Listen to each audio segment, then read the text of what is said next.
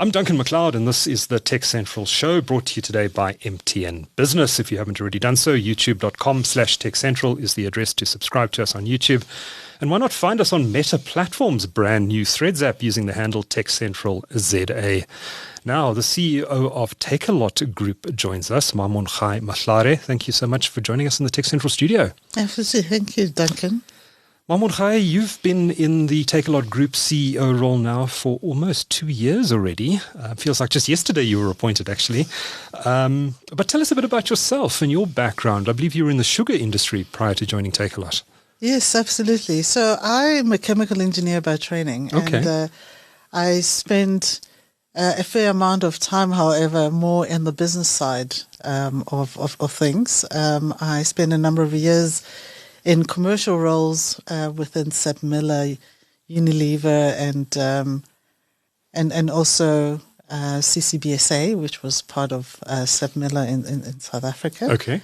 And before I joined Illovo Sugar at a time, a month before Sugar Tax went live. So I think it was a very interesting journey of navigating a business and an industry. Yes.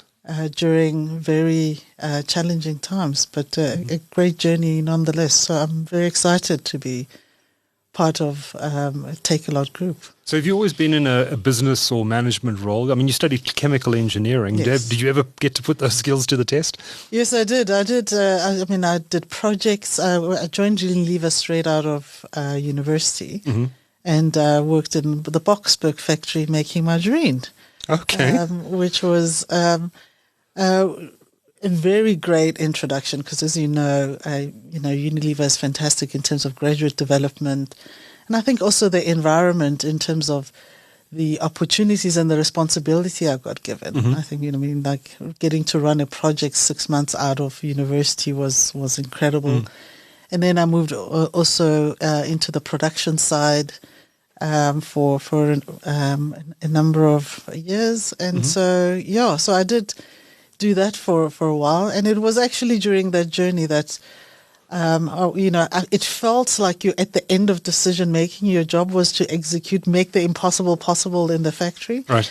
And I really got interested in the business side of things, like why these things were important to do, and do they make business sense? Right. Are we going to make money out of all of these different packages that we're being asked to put together?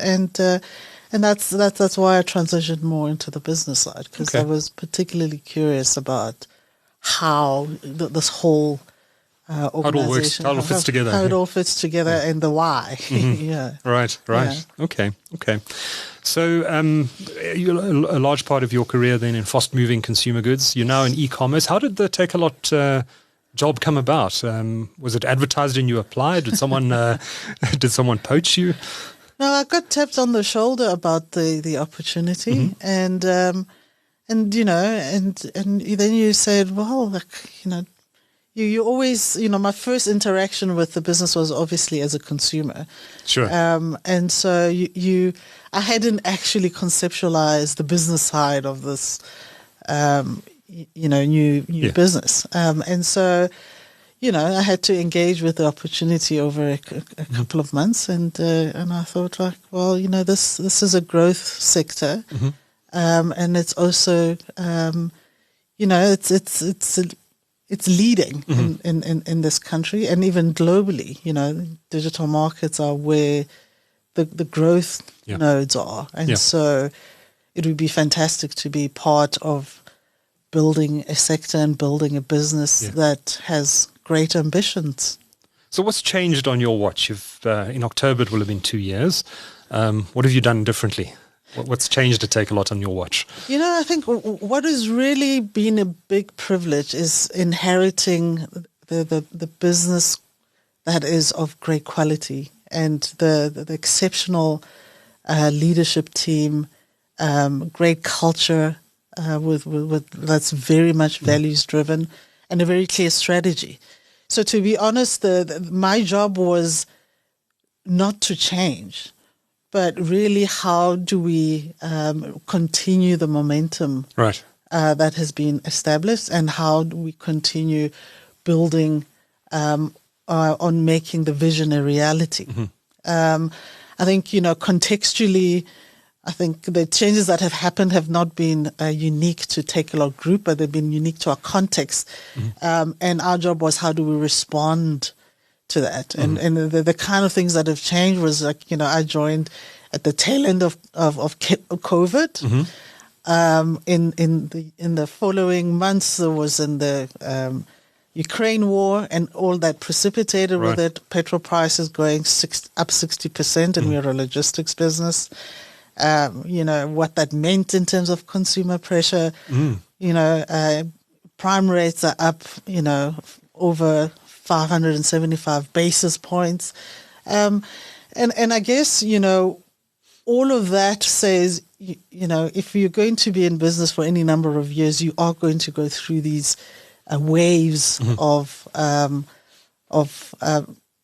changes that would happen in an economy. And our job is, how do we really continue to innovate in that context and reposition our playbook to remain a growth business. Yeah. Now, you took over this group CEO role from the founder CEO, Kim Reid. Yes. He's still on the board, right? He's the chairman of the business. Correct. How closely do you work together? I mean, he was obviously intimately involved in building this business. And has it been perhaps a little difficult for him to let go, given he was the founder CEO? There's fresh blood in now. How have you worked together? No, we work actually incredibly well together. I mean, the more I'm in the business, the more I admire the man and the team that have built this business, because, it is not easy to build a robust, well-run business. Yes. With all of the, headwinds that you deal with as an emerging business, as well as an emerging sector in this kind of economy. So we work well together. I respect his insight, and I think what is really helpful is that, when you have built a business, there are a lot of things that you see coming a mile away, and so he's been great in the role of providing that direction and steer, but also being very good about, it's your job to run the operations and to deal with that. And he's there to provide, the guidance, the sounding board. Right. And also to kind of, help calibrate, to say, you guys, you need to move faster here, and what about this? And, so like the challenger supporter role, which is exactly what he should be doing. Right. But, accountability is clear. Okay. I'm responsible for making sure we deliver what's required for the business. Yeah. And this business is almost 100% owned, if not 100% owned now, by Naspers. How do you work with the Naspers team? What's the relationship there like? I think the relationship is a lot more like a shareholder type of relationship. Okay. It's an accountability and a governance-based relationship. Okay. They are very good about understanding that it's our job to run the business, and so leave us to do our part. And they're incredibly supportive, particularly when it comes to all of the investment decision, in terms of also sharing some of what they see around the globe in similar businesses, and seeing how we can connect and benefit from those connections. And I think it's very valuable to have that outside in perspective. But it's a hands-off relationship. They don't meddle in the day-to-day running of Takealot. Absolutely not. Look, I think, they have a big business, a big portfolio to run. They've got other issues too on their plate, yes. And also, you these are entrepreneurial businesses, and if you want entrepreneurial teams to behave in an entrepreneurial way, you need to give them the space to be able to do so, but be very clear about the lines of accountability. And there's a very professional social system that we operate within, to make sure that there's, you're always on the same page about what's going on in the business. And I think that's important. Yeah. Okay. Now, you joined Takealot when COVID was still raging, 2021. I think it was still raging in October 2021, or maybe it was starting to tail off, but it had just had a transformative impact on e-commerce, not just in South Africa, but around the world. In your view, how did COVID change online shopping in South Africa, and what impact did it have on Takealot? I mean, COVID was very beneficial for the business. I mean, in those 2 years, the business doubled in size. Good grief. Wow. And so that was quite transformative. What it did do for South Africans, I think it helped bring e-commerce closer to people's consideration sets. And it helped demonstrate the value, the convenience that e-commerce brings towards how people can live their lives better. Yeah. So we did see a lot more engagement in terms of consumers buying online. And not just kind of in the metros like you'd expect, across all of South Africa. And because we have a national footprint, we were well positioned to be able to service all consumers from rural Sekhukhune land to Bantry Bay to Kakamas and all other really exotic places I've been to Kakamas. Very small place. And I think that is, a lot of what is important. And also how it did transform was we saw high growth of SMEs that participated in the platform, whether it was on Takealot.com or Mr. D in terms of more restaurants, then listing on the platform. And I think it was positive. So both for growth of SMEs, growth of job opportunities, and growth of e-commerce as a channel. So post the pandemic, as the economy opened up again and people felt comfortable going into stores again, was there a bit of a drop off in e-commerce sales, or has that high level we saw during COVID been maintained into 2023? There was definitely a shift because people did return to stores, but all of that was expected. And so what you saw was more a slowdown in levels of growth, but not a shift down in terms of the base, because we have grown through that readjustment, and we continue to grow. And I think where we are now is back on the long-term trend that we project for the market evolution. Right. How fast is the e-commerce market in South Africa expected to grow in the next few years? Well, I think, there is no one single point of view, but we have triangulated with a number of different data points and also using some of our own IP. And we reckon that the sector should, be growing in the high teens for the next couple of years. I think we need to remember that, e-commerce is only 4% of total retail. And in comparable peer emerging markets around the world, at a minimum, you're looking at between 12 and 20%. Why is it so low? Why is it so low here? I'm sure there are a number of factors, but some of it is just, Takealot itself is only 12 years old. So when you think, a lot of other businesses only started around 12 years ago. Yes. Whereas other markets have been in the e-commerce game for at least double or triple that time. Sure. So I think it's just about a time and stage of maturity of the market, of evolution, and maturity of the market. And also I think, we talk about access to data, the cost of data. You talk about levels of service that have been digitized. I think the more general services are digitized, like if I was able to apply for my ID online, or I was able to do a lot of my government services or other services that are part of the social fabric online, that creates greater comfort in terms of being able to transact online for the general populace, which increases, therefore, the adoption of e-commerce, etc. And I think there are signs that we are going in that way. You know, our banking system has become a lot more sophisticated. You know, money transfers, the adoption of smartphones. So I think we are on the journey. We're just, you know, a couple of decades behind, but, you know. Decades behind. We've got a lot of catching up to do then. So we should be growing faster than many other markets in terms of e-commerce.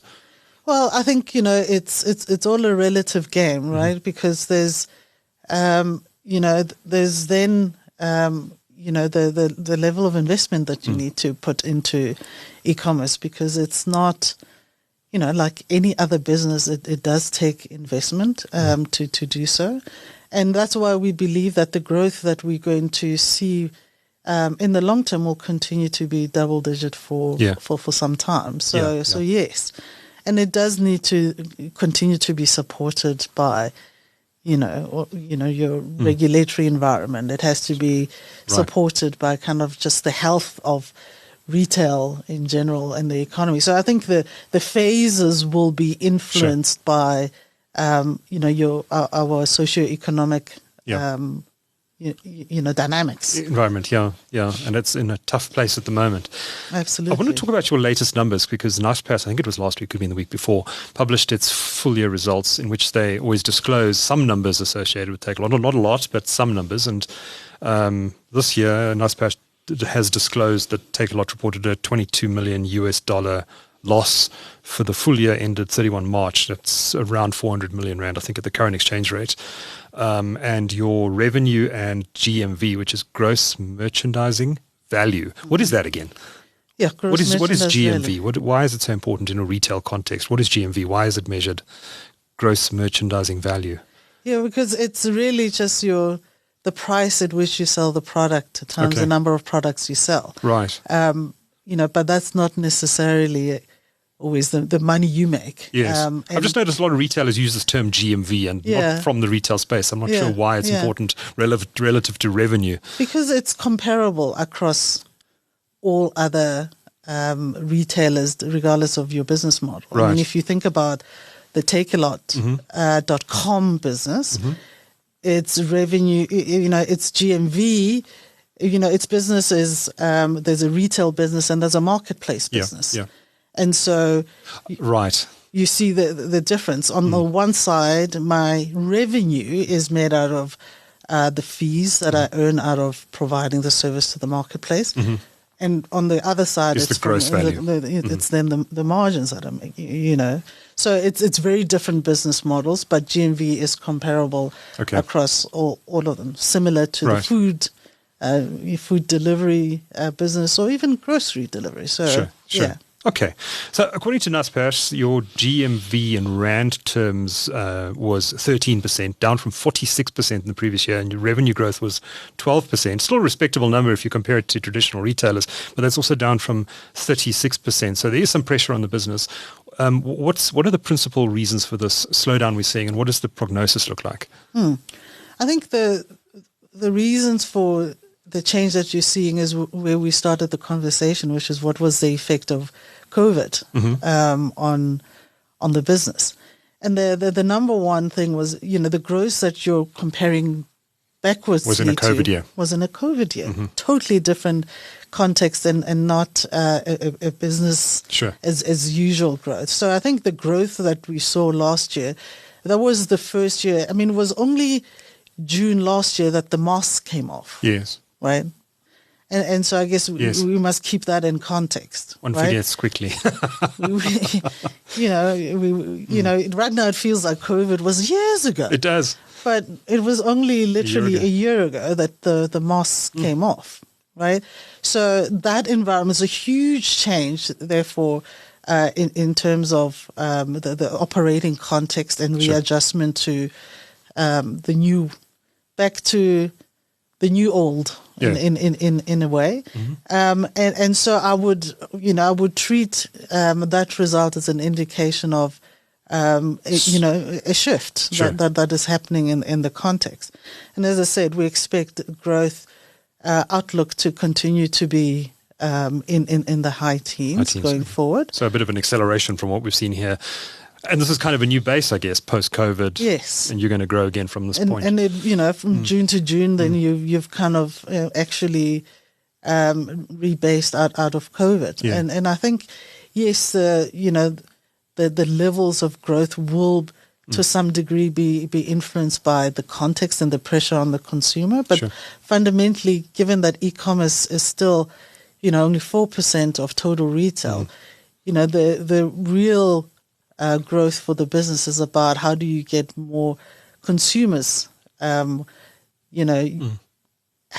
e-commerce as a consideration of their purchase choices, rather than trying to, we don't depend on economic growth to Right. drive e-commerce. Right. It's about a proposition growth and a penetration growth. Okay. Interesting. So, what does the profit outlook look for Takealot? I mean, $22 million loss. I think you were close to break even in the prior year.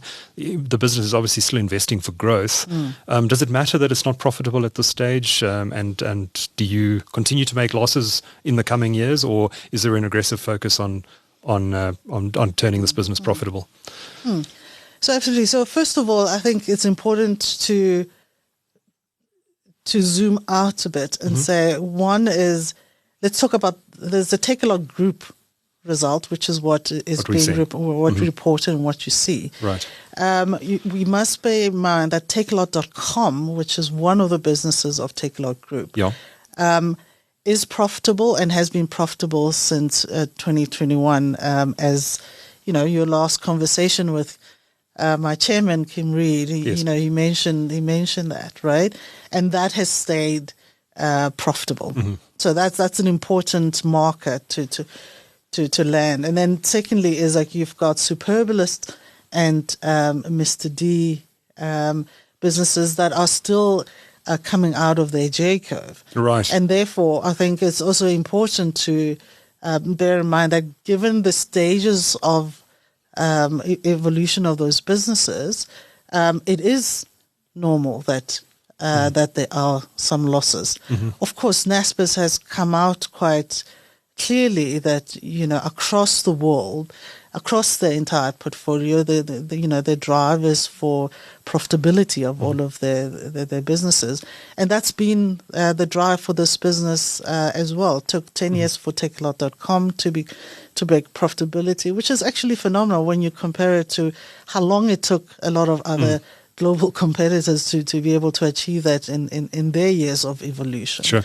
And so we're confident that both of these businesses will also achieve their profitability in the next 2 financial years, and that's what we're driving lift the whole towards. group into the green, potentially. Then we will lift the group into the green, and hopefully there are no rude awakenings from a context point of view as well, because I think for the businesses like Takealot.com to remain profitable, given some of the headwinds we've seen. I mean, we're essentially part of our really, of our business is a big logistics business, and petrol, diesel price gone up 60% last year, right? And you look at what load shedding has done. You look at all the other headwinds that the business have had to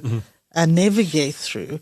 I think it's a phenomenal outcome, and I think it's phenomenal that even the other growth businesses, withstood that and are still being positioned for, more resilient and on a growth trajectory, and that remains the same. We want all our businesses to be profitable. That's why we're in business, and we believe that, we need to achieve that in a sustainable way, and that's important. Okay. Tell me a bit about your relationship with Pick n Pay, how that came about and where that's going. Yeah, so, I think that was an exciting partnership for us. When we think about some of the, growth opportunities in e-commerce, I think it was evident that grocery, on-demand grocery, that really took off in one COVID. of those. Yeah. It absolutely took off in COVID and continues to grow, because the proposition is very pertinent to everyday South Africans, particularly time-starved. Yes. Individuals, or even individuals where it provides a level of convenience. You don't have to get into a taxi to go do grocery shopping. It can come to you. Yeah. Now that we have such a good distribution of retail outlets across our landscape. So one of the growth notes for us was on-demand grocery. How do we get to play in that space? Mr. D is our on-demand business. Yes. We do, at the moment we do, food delivery, restaurant food delivery. We've got groceries. We have pets and gifting, and as an on-demand business, this was a big opportunity that we were looking into, and of course we explored lots of different models. And we then also was an opportunity to engage with Pick n Pay about, partnering to be able to provide this service. Had you worked with them before? How did this relationship come about? No, and I think it's. I don't know that there is only one particular thing that you connect all the way through, but I think in various conversations as we were looking at potential partners. They were also really thinking about how do they take their online presence forward. Right. And I think it was just a meeting of the minds. A meeting of the minds and an aligned proposition where each party brings something valuable to the table that the other cannot bring. So that's what makes the partnership a productive one, because we provide, e-commerce expertise and, logistic backbone that is unparalleled, right? And then on the other side, they then bring, they're one of the leading grocery retailers in this country. Yeah. Deep expertise in that, and together we then were able to be able to form a partnership that is working, and I must admit it's been wonderful to see. I mean, from when we agreed to go live, it took us about 7 months to go live, and it was, credit to a phenomenal team that really pulled that all together. But beyond that, it's really investing in building the business and learning as we grow. Sure. And so far so good. So what's the relationship like with Pick n Pay? Was this a project that you did, or is there a closer relationship, and do you see yourselves as Takealot working much more closely with Pick n Pay on possibly other projects going forward? Yeah, look, I think we see it as a partnership, and we don't try and constrain what it could lead to. I think we've got to work on opportunities that have mutual benefit, right? And so we're working with them on other initiatives as well. So like pick-up points, having, pick-up points in some of their outlets. It makes sense. Pick n Pay outlets, yes. Yes, the Pick n Pay outlets. So that makes sense, and we're looking. We've done 2, and we're looking at doing more of those, and we'll continue to explore all of those opportunities. I think there is power in partnerships, and we've seen that also in our Superbalist business in partnership with H&M. Right. If you pick the right partners, have a clear point of alignment, and you can both have like some real win-win outcomes out of that. Yeah. Out of interest, though, I mean, the traditional retailers in South Africa, I think, were quite far behind when it came to e-commerce, and I think a lot of them have been investing significantly in their e-commerce capabilities since COVID hit. And certainly, I've certainly noticed some retailers have definitely upped their game in terms of what they're offering into the market. Do you see Takealot Group's competition as principally the traditional retailers who are now starting to get into the online game, or do you see your principal competition being other e-commerce companies? I mean, we see our business as a retail business. Right. The market is retail. E-commerce is a part of retail. Okay. So that answers who we They're see all competitors. as they're all competitors. Okay. So yes, that's how we see it. Right. Well, let's talk about the elephant in the room, if I can call it that, and that's the rumors. They're nothing concrete yet, as far as I know, that Amazon is planning to launch a marketplace in South Africa before the end of this year. I don't know if you've heard anything else, but I've been hearing November, December this year. I don't know if there's anything else, any other rumors in the market. But what do you expect if they come? What do you expect the impact of that is going to be on the market broadly and on Takealot specifically? Yeah, I think, if we have ambitions of e-commerce being, 12-20% of retail in this country, it goes to reason that there needs to be more players. And they would also see the same opportunity we are seeing to invest behind, right? So the opportunity is not about what exists today, is what this could be. Yeah. And so what we would expect is that with more investment, with more building of the category, with more continued challenge around how do we expand and innovate the offering and relevance of e-commerce in South Africans' life, that the adoption will therefore grow. So our expectations and our hope is that their entrance does bring about that investment in building the category and growing the sector. Sure. Because that's where the value lies fundamentally. Yeah. Right. Yeah. And the impact on Takealot Group, to be honest, I think it really just all depends on how they enter and how they approach the market, and I can't predict what that would look like. Fair enough. And so our focus is really staying focused on our core business and focus on delivering what is right for the consumer. Sure. Because at the end of the day, this is, the war is won, and the value is built on the back of providing great consumer-centric service. Yeah. And that's what our focus is. Do you need an answer to Amazon Prime? It's said they're going to launch Amazon Marketplace in South Africa with Amazon Prime, which we know in the US and in other markets has proved to be exceptionally popular. Does Takealot launch an equivalent service in this market? Yeah, look, I think we will launch what we believe is appropriate and what is going to be relevant to the South African consumer. And it's not going to be a one-prong approach. Yeah. And that's about all I can say. Okay, about that. all right. Don't want to give away all your secrets at this stage, Yes. but we are months away potentially from a launch. So it's going to be fascinating to see how this market develops in the next few years. Having two big players really having a go at each other, hammer and tongs. Well, at least, to be honest, I don't think. I think, as we said, a lot of South African retailers have upped their investment in the sector, and so really the competition isn't going to be Amazon versus Takealot Group or Takealot.com. It's actually going to be, Takealot Group.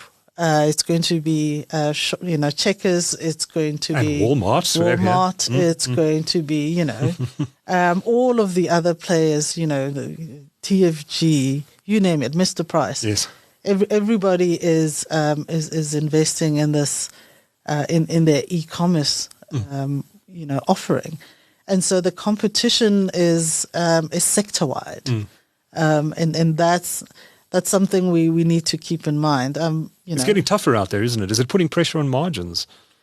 Look, I think it's it's putting more juice around innovation and around focus, and being sharper about your offering. Right.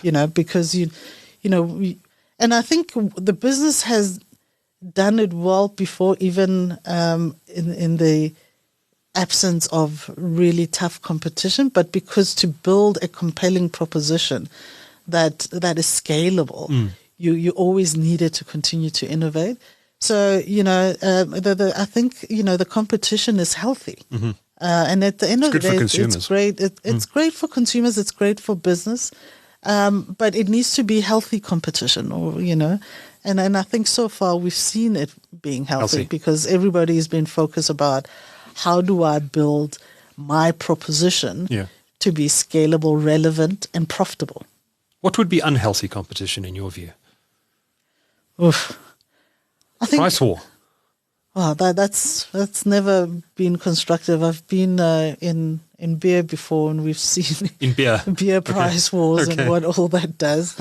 I mean, it's not sensible, right? Because first of all, anything that is a war between organizations, like what is it in service of? Gaining market share, I guess. Yeah, but when if your business is about really providing a valuable service to consumers, you got to ask yourself, is this helping me to do that? Right. If at the end of the day it destabilizes sustainability of the underlying business, no, that's not helpful. So I think you got to have the consumer lens on it, and you got to have a long-term view on it. Yeah. Is this going to add value? I'd like to talk to you a little bit about what may actually be a bigger threat to your business in the long term than Amazon or any other player in the market, and that's what's happening at the Competition Commission. They've been busy with this online markets. I forget the full name of the inquiry they're doing, an online markets inquiry in South Africa, which seems to have been dragging on for a very long time. They keep extending the deadline for the report that they're producing. I know that Takealot has been quite closely involved in this inquiry and has made submissions to the Commission. Just broadly, what are your views? What are your concerns about this inquiry that the Competition Commission is doing? Are you very worried about what might come out of this? The Competition Commission. I can see this is a vexing issue for you. No, look, I think it's an important issue. As you said, any time where you are engaging with regulators, you have to pay proper attention to what is going on, and you have to engage constructively, which we have been. A market inquiry by design, as I understand it, is about building understanding and knowledge of the marketplace, and about assessing whether or not there are any indication of competitive activity that might be, towards growing the sector. We have participated quite actively, as you're aware, and quite constructively with the Commission along the journey.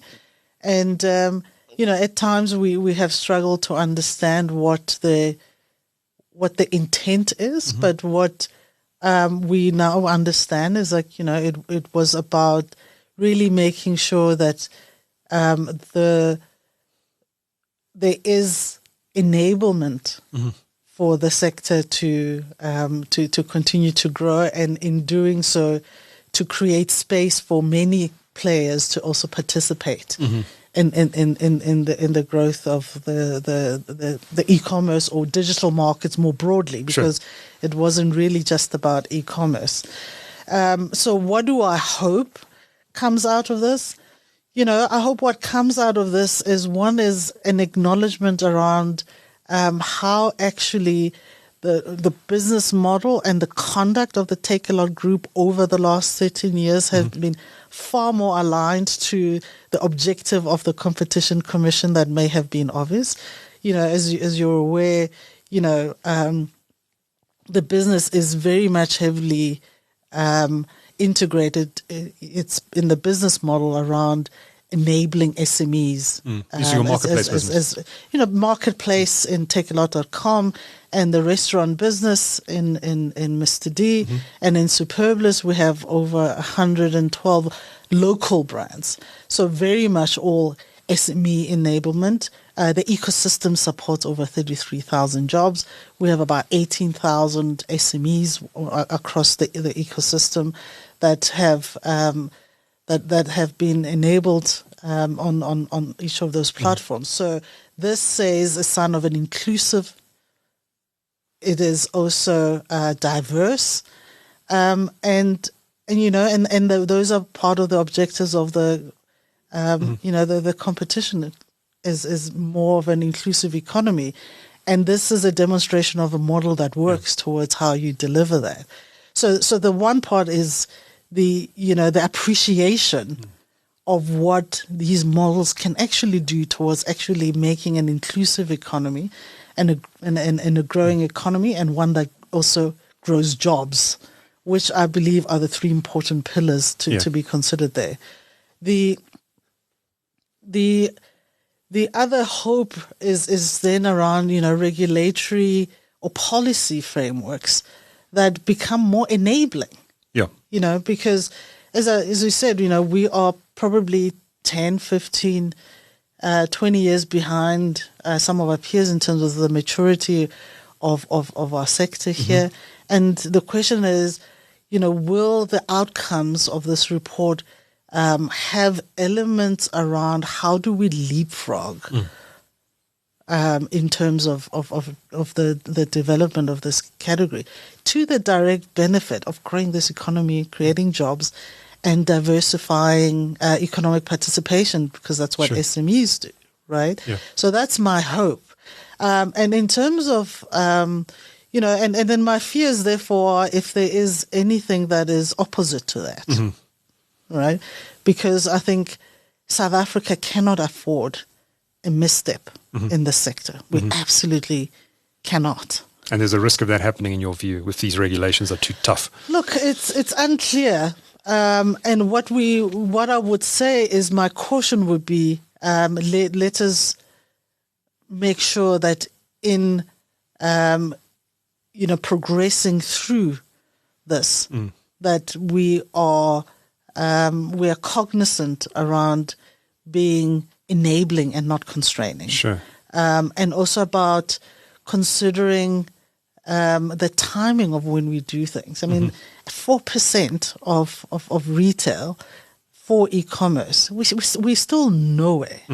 And it's hard to predict what the future is going to be. Today's emerging players, it's not a foregone conclusion that in 20 years' time it's going to be the same. The same, and it's important to create, the room and the flexibility for our sector to grow towards making sure that homegrown champions are built in this country, just like other markets have been able to achieve, right? And so that's so you'd really like to see very much a hands-off approach. I mean, is there, in your view, given that the Commission is looking at this, do you think they have any argument in competition law to impose any regulatory solutions or interventions in the e-commerce market? Is there anything from a competition perspective that's broken in e-commerce in South Africa that needs fixing by a regulator, or should the Competition Commission be taking a completely hands-off approach for now? Well, look, I mean, as a business player, you're always saying that, what is required to make sure that there is a responsible playground. And I think our competition laws are quite robust in my point of view, but I'm not an expert in that field, so I don't want to project too much. From competition in the sector, I mean, it looks like the sector is incredibly competitive. As you said, we are in a retail sector. Yes. And that is an important point of departure in considering even market definitions in this space. We are in retail. You're not an IT company, you're a retailer. I'm a retailer. I'm competing against established and emerging businesses in the same way. So today when you want to buy a cell phone or a TV, or you want to buy groceries, you have a consideration set of options that I'm competing against. So I think the competition is very healthy. It's very robust in the sector. And I guess when you look at what is emerging globally, they are right to ask themselves the question around: are we creating an environment that is not going to duplicate the negatives of what we see globally, but can duplicate the positives of what we see globally. How do we think about that? How do we make sure that our environment is showing signs of more of the positive benefits? So I think it's appropriate that they concern themselves with those. And it's equally appropriate to also say, how do we make sure that, we are more deliberate and cautious around what we do when, to make sure that we create a space for this to evolve in a way that is going to be relevant to South Africa. Because each market has its nuances, and because we have the benefit of learning from what has happened elsewhere, we are unlikely to just replicate what exists, because even in the business model may be the same, but how you actually execute it in South Africa, there are local nuances. Yeah. There are homegrown realities. There's high unemployment rate, our education levels, etc., etc. All of those things will shape how this industry evolves in this country and what it does need to be enabled. Whereas in some markets, those things may not be necessary. So my view is that the sector is competitive. I think the sector is healthy. I think they are well within their right to make sure that the environment is conducive. And our hope is that as we move forward, that it will be more focused around enabling and a more deliberate approach. Okay. So in other words, by all means, investigate the market, understand the market, but then tread lightly. Yes. I think that and because there's a lot that is unknown, we're still so nascent in our evolution, and our context is unique. That there are South African nuances that we need to appreciate as we think about this thing. We need more jobs, more businesses across, the nation, like decades ago. And this is, quite honestly, one of the few frontiers that has demonstrated, there's clear evidence. Takealot Group numbers, 33,000 jobs, 18,000 SMEs enabled, in 10 years. Multiply that by 10, transformative for this country. Whether it's just, and it's not going to be just a Takealot Group story. It's going to be with multiple players, because we've seen that investment happening in this space. And I'm particularly passionate about the power of e-commerce as a great equalizer for our economy. Before I let you go, and I know there's a lot of balls in the air at the moment in this industry. Competition Commission is but one of them. But so let me ask you what this sector is going to look like at the end of this decade. 7 years from now, what do you think is going to happen with e-commerce? What percentage, first of all, of total retail sales will be online in South Africa? And how do you see the industry developing over the next few years, given that it's likely that Amazon's coming in, the market's getting more competitive, there is a regulator paying interest in this space. What is e-commerce going to look like in South Africa at the end of this decade? It's such an important question, and it's such a... And I think the answer becomes, a lot of it depends. Okay. Of course, right? On so many different things. Exactly those, what does the regulation do? What are the other things that can take place that enable the environment or not? But that notwithstanding, is that what is the potential? I think there's a potential for, in 7 years for sure, for the sector to have doubled again, to be at least about, 7 to 8% of retail. We expect growth out of all of the different sectors, so there's a lot of general merchandise, there's a grocery delivery, there's a food delivery, there's a whole lot of services, and we expect more of other segments of retail to also go online, and a lot more services that are going to then really grow out of that ecosystem. And I think that's where it also becomes fascinating, and the way the multiplier effect extends beyond kind of like the core e-commerce businesses. There's all of the other ecosystem opportunities that arise as a consequence of scale in the space are going to be, can be quite phenomenal, actually. Is the logistics issue solved in this country, or is more work needed there to get down the cost of delivering e-commerce goods to the end user? Yeah, I mean, I guess, what's the problem statement when it comes to a lot of people don't even logistics? have addresses in this country, Yeah. which is a problem. It's actually not a problem. Is it not?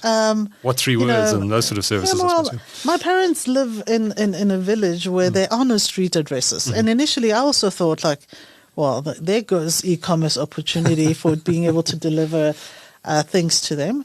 But they get Takealot.com or Superbalist deliveries today. How?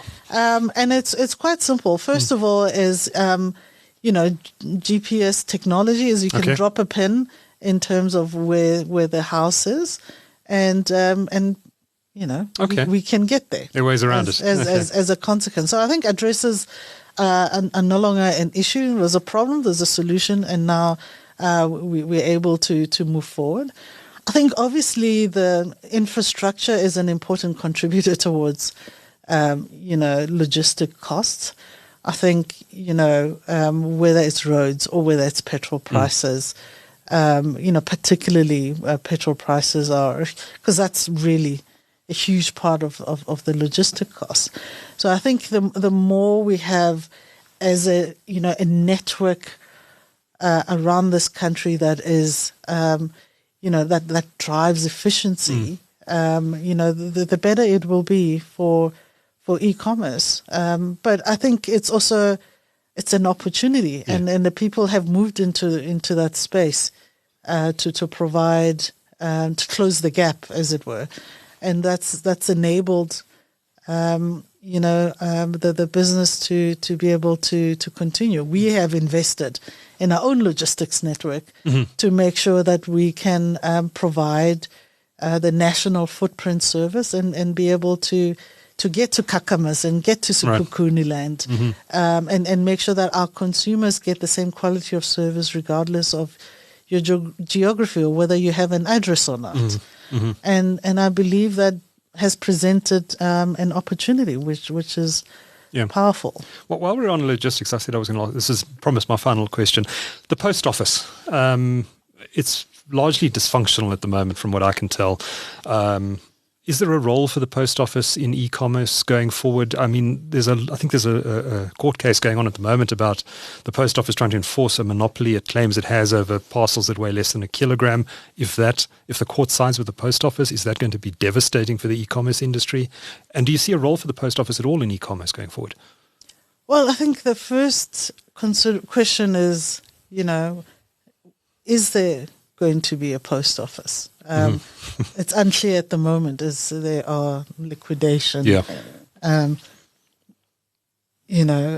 issues circulating around that. So I don't know if post office will be might just disappear. even something that we can talk about.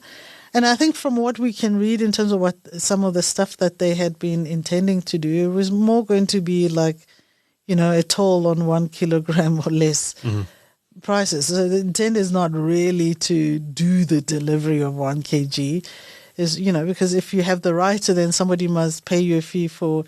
Oh, they want to collect a tax, do they? So that's because today is, they would need to be able to be a player to provide a real service on the ground. They would need significant investment in technology, investment in capability, and really revive all of that network that in a lot of areas has ceased to be functional. So, to be honest, it would be quite a big startup that they would have to do to be able to play a meaningful on the ground role. Yes. And so there's that outcome. And then the other alternative is, you collect a toll fee for parcels. Which wouldn't be great for e-commerce because it's just going to increase costs for the end user. Absolutely. Yeah. But it would not be a deal breaker. I think the businesses in e-commerce have a real, a service that they are delivering. And they will continue to do so. Yes. It would be unfortunate if there are more hurdles being put along the way. As you said, why should e-commerce players be propping up some zombie parastatal? I mean, it doesn't make any sense. But that's my opinion. I'm not going to put words in your mouth. Yes. Mamongae Mahlare is CEO of Takealot Group. Thanks so much for coming into the studio. It's been a great discussion. Great. Thank you very much. Thank you for having me. Pleasure. Thank you.